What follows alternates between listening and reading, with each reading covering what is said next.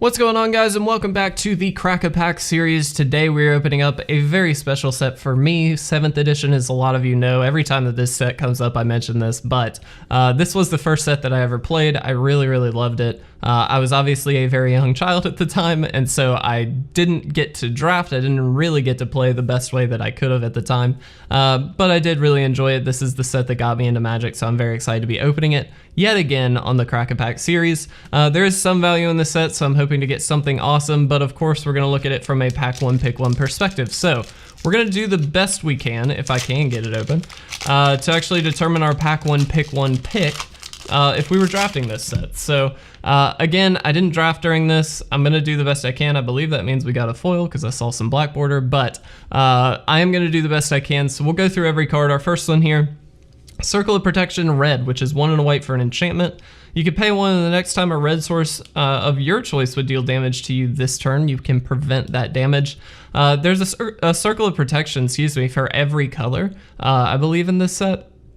And they're actually really good sideboard cards. If you're in white, this is a great card to have. It's not necessarily main deckable because you might not be up against a red deck, so it's not always going to be great, but these are really good, just kind of hate cards against certain colors, so I like to pick these up. I think they're perfectly fine. Not first pickable because, again, it is sideboard. Keep in mind, too, this is a core set, technically, and so the cards power level wise are not going to be like off the charts. Just want to throw that out there. Hill Giant is a 3/3 for 3 and a red vanilla creature, and it's just fine. It's just a 3/3 creature. I mean, there's not much to say about it. It's like a little high end for a red deck, but this is, I mean, it's fine. For this set, a 3/3 for 4 is like okay. It's pretty bad in normal sets, to be honest, and it's not amazing even in this set, but it's actually okay. It's fine.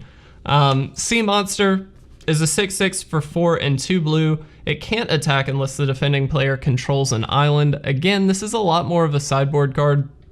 It can technically block still, so even if they don't have an island, I guess it is kind of playable, but not really. You really want to be swinging with this. A 6/6 for 6 is quite good in this set, and so I definitely would want this if I was like in a blue deck and I knew I was going to be up against people who were also running blue. This is a good sideboard card for those people, but in general, probably not the first pick by any means. Gorilla Chieftain is a 3/3 for 2 and 2 green, and you can pay 1 and a green and regenerate it. So this is a little bit better than Hill Giant, basically. It's in green, which means it's probably going to be a little bit easier to actually cast.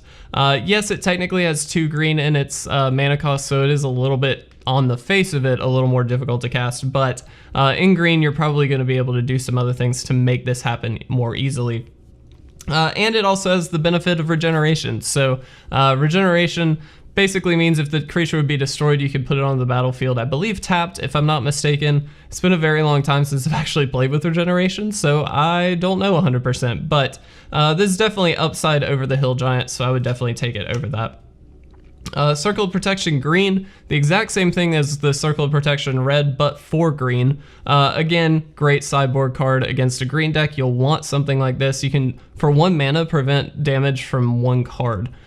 So like, even if something is dealing 3 damage to you, if it's like a Gorilla Chieftain, for instance, you can pay 1 mana and negate that. So like, you can kind of just sit back on these for a little bit and plan your strategy and then be able to finish off the game. So I really like cards like this. I do think they're good. Stone Rain is a very classic sorcery for 2 and a red, destroy target land. Not great in limited, to be honest, because high-powered lands are not necessarily easy to come by. Constructed, pretty great. You're able to deal with some very key pieces to a lot of decks with a card like this. Any land destruction is always a little bit hated, but very good. And so I'm fine with this card in Constructed, very much not okay with it in Limited. Merfolk of the Pearl Trident is a vanilla 1/1 for 1 blue. This card is not very good. It's filler. I mean, it's a 1/1 for 1. You can't be too mad about it, but there's nothing exciting about it. Yes, it is a Merfolk, but I don't believe that really matters in this set, to be honest. So again, not a fan of it. Wild Growth, an enchant land for 1 green. Whenever it's tapped for mana, its controller adds 1 green to his or her mana pool, so essentially it taps for 2 green. again, this is a really good way to ramp out something like the Gorilla Chieftain. It's going to be able to hopefully ease the process of you getting into it and hopefully give you a turn off from having to cast it, so you can actually do it turn 3, maybe not turn 4. And so I like this card. I think it's good. It's a little bit like iffy and limited, but I do think you just play it because it is such good ramp.